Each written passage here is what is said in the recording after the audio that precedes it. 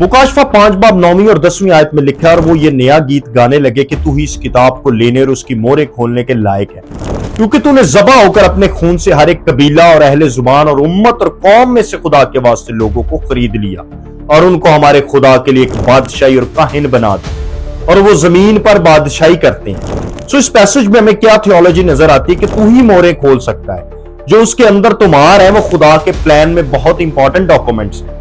ये वो डॉक्यूमेंट है जिसपे खुदा ने, गॉड हेड ने क्रिएशन से पहले फैसले किए थे और मोहरें लगा दी। मोहरें किसने लगाई थी? खुदा बाप ने लगाई थी। और ये दुनिया का, कायनात का सबसे इंपॉर्टेंट डॉक्यूमेंट है।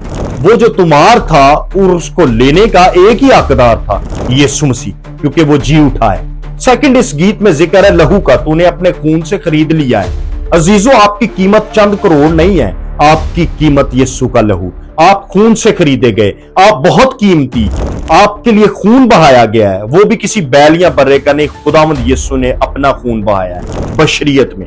यीशु के खून की कदर हमें इतनी जमीन पर नहीं होती जितनी हमें आसमान पर नजर आएगी। और दूसरा ये कि खुदा ने आपको खरीद लिया है, तुम अपने नहीं बल्कि कीमत से खरीदे गए, आपका मालिक यीशु मसीह। सो परेशान होने की जरूरत नहीं, आप यीशु में हमेशा जिंदा रहेंगे। उसने आपका कफारा दिया है, उसने आपकी कीमत दी है। और फिर इस गीत में लिखा है उसने आपको एक बादशाही दी है, उसने आपको काहिन बना दिया है। अजीजों, काहिन के लेवल पे जिंदगी बसर करें।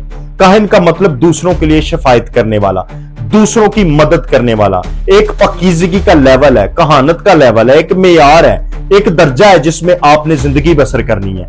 लेकिन जो सबसे अहम बात, यीशु मसीह आपकी जिंदगी का मरकज हो। मुकाशफा 5 बाब कम से कम महीने में एक दफा जरूर पढ़ा करें। आपको यीशु का पता चलता है कि उसका मकाम क्या है, और आपको अपना पता चलता है मेरा मकाम क्या है। चर्च फाते है, हमेशा फाते रहेगा, वो गालिब है, हमेशा गालिब रहेगा। कई चीजें आसमान पर खत्म हो जाएंगी, मौत खत्म हो जाएगी, रोना खत्म हो जाएगा, लड़ाई झगड़े खत्म हो जाएंगे, जलसी खत्म हो जाएगी, जादूगर खत्म हो जाएंगे, मुसीबतें खत्म हो जाएंगी, और आसमान पे यीशु होगा, जलाल होगा, फरिश्ते होंगे, कमाल होगा, हजूरी होगी, रोशनी होगी, और खुदावंद का जलाल होगा। आसमान पर जो सबसे अहम चीज होगी, जिसमें आसमान का सारा माहौल होगा, वो क्या है? मोहब्बत।